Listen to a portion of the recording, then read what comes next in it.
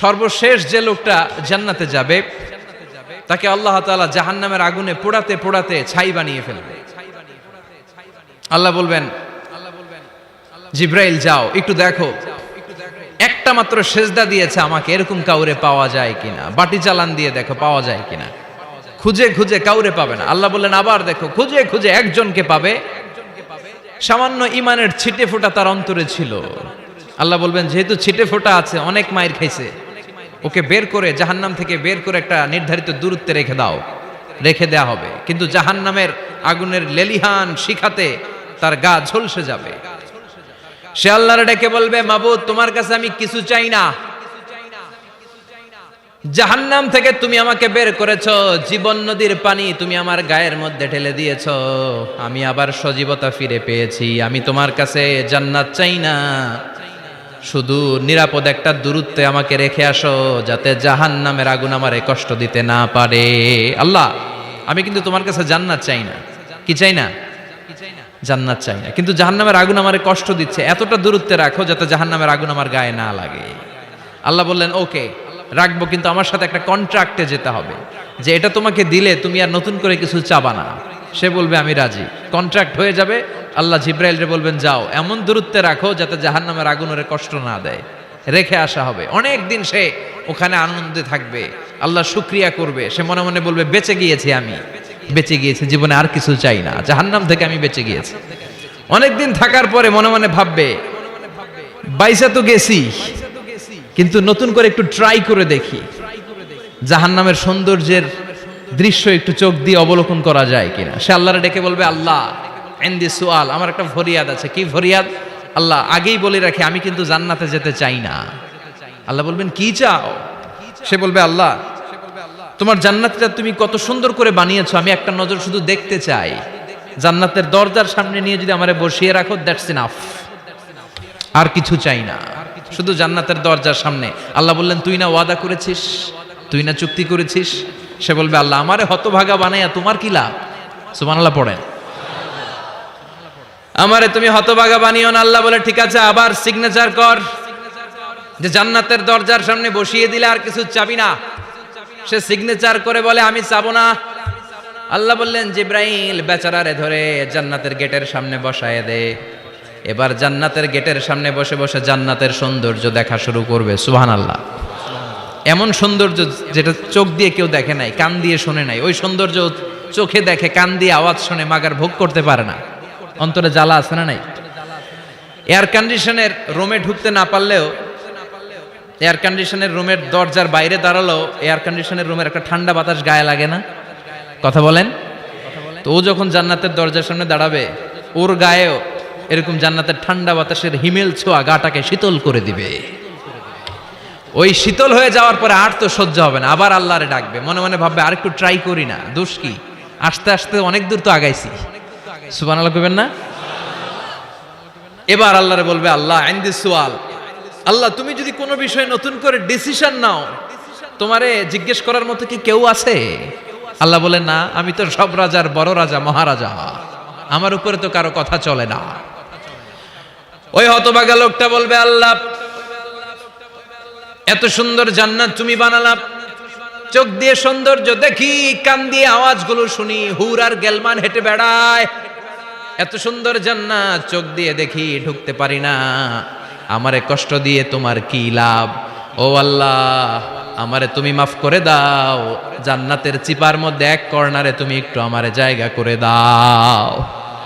আল্লাহ বলবেন ওয়াই হাক ইয়াবনা আদম, তোর ধ্বংস হোক হে আদম জাত, মা আগদারাকা, তোর চেয়ে বড় গাদ্দার আমি আমার সৃষ্টিকুলে কাউরে দেখি নাই, কারণ তুই আমার সাথে চুক্তি করিস আর চুক্তি ভঙ্গ করিস। আল্লাহর রহমতের দরিয়ায় তখন জোশ খেলে যাবে, ওর আকুতি মিনতি চাহনি আল্লাহর রহমতের দরিয়ার মধ্যে জোশ লাগিয়ে দিবে। আল্লাহর দয়া হয়ে যাবে, মায়া হয়ে যাবে। আল্লাহ বলবেন ঠিক আছে জান্নাতে যা। লোকটা এবার এক দৌড়ে জান্নাতের ভিতরে ঢুকে যাবে। লোকটার দৌড় দেখে আবার লোকটারে আল্লাহ ডেকে বলবে একটু দাঁড়া, একটু দাঁড়া, জান্নাত তো দিছি, তো দৌড় দিলি কেন? সুবহানাল্লাহ কইবেন না?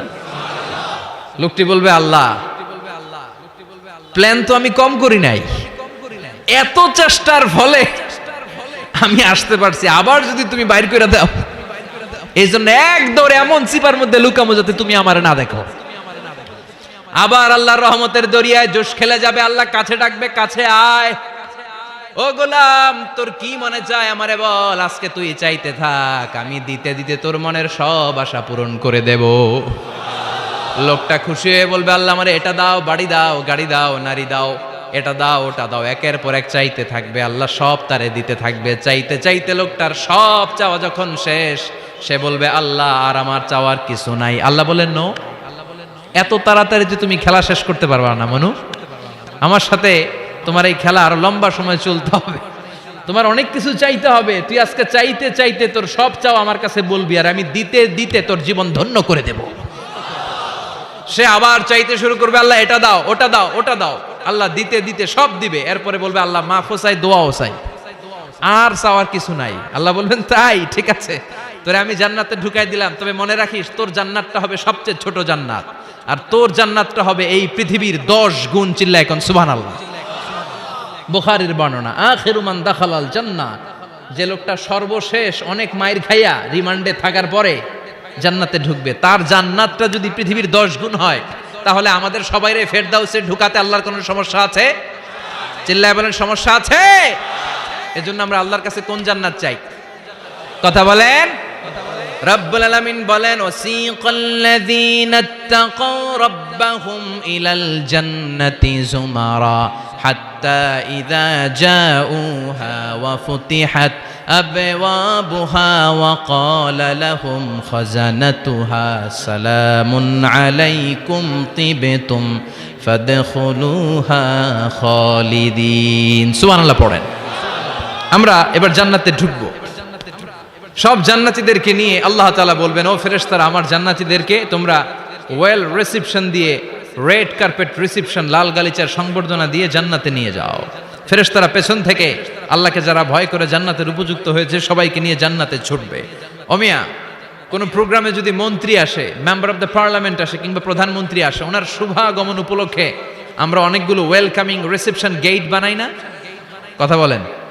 সুজানগরে বোধহয় বানায় টানায় না? আজকের মাহফিলের তো কয়েকটা গেট দেখলাম আমি, বানাই না আমরা? Welcoming reception gate.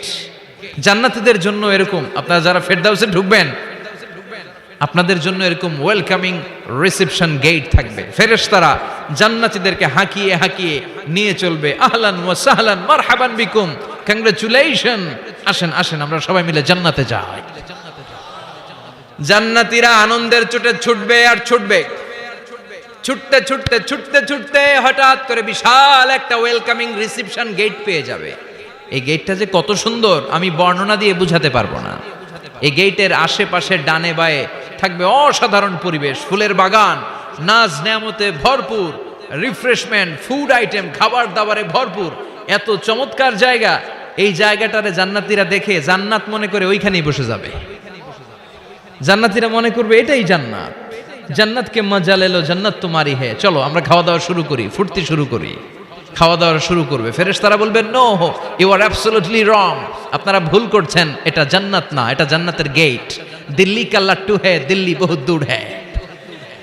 দিল্লির লাট্টু খাইবার শখ, তো দিল্লি যাইতে হবে, তো এইখানে তো দিল্লির লাট্টু পাওয়া যায় না, ঠিক কি না? ও জান্নাতীরা, জান্নাতের মজা নিতে চাও, এটা তো জান্নাত না, জান্নাতের গেট। জান্নাতীরা আবার এই জায়গা ছেড়ে হাঁটতে শুরু করবে। হাঁটতে হাঁটতে হাঁটতে হাঁটতে দ্বিতীয় ওয়েলকামিং রিসেপশন গেটের সামনে এসে জান্নাতীরা ফেরেশতাদেরকে আর জিজ্ঞেস করে না যে এইটা না সামনে, ওরা এতটা নিশ্চিত যে এইটা তো জান্নাত না হয়ে পারেই না, কারণ এইটা আগেরটার চেয়ে অনেক বেশি সুন্দর। হিউজ স্পেস, অ্যামেজিং প্লেস, অসাধারণ জায়গা। জান্নাত মনে করে আবার খাওয়া দাওয়া শুরু।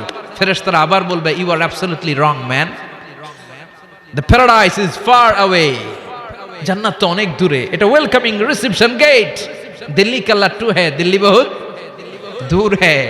আসল জিনিস খাইতে চাইলে সামনে যাইতে হবে। আবার জান্নাতীরা ছুটবে, যেতে যেতে যেতে যেতে 3 নাম্বার গেটের সামনে আসবে। এবার 100% নিশ্চিত 3 নাম্বার গেটে এসে সবাই 100% কনফার্ম যে এটা জান্নাত না হয়ে পারেই না। লেটস চিয়ার, চলো এবার চিয়ার করি। কি করি? আনন্দ উৎসব করি, ফেরেশতারা বলবে না, ভুল করছেন, এটাও না, জান্নাত সামনে, সুবহানাল্লাহ পড়ে। 3 নাম্বার গেট পেরিয়ে সব জান্নাতীদেরকে নিয়ে ফেরেশতারা আসল জান্নাতের দরজায় আসবে। আসল দরজা, সুবহানাল্লাহ পড়েন। আসল দরজা দিয়ে যখন জান্নাতের ভেতরে জান্নাতীরা ঢুকবে, জান্নাত দেখে তারা অবাক, লাজবাব, থান্ডার্ড, পাজলড, সারপ্রাইজড, অ্যাস্টনিশড, অবাক করা কাণ্ড। How come, how it's possible, এত সুন্দর নেয়ামতের আলোকচ্ছটা কেমন হতে পারে? সব মানুষগুলো আনন্দের চোটে তাদের মুখ দিয়ে একটা শব্দ বের করবে, শব্দটা হলো আলহামদুলিল্লাহ।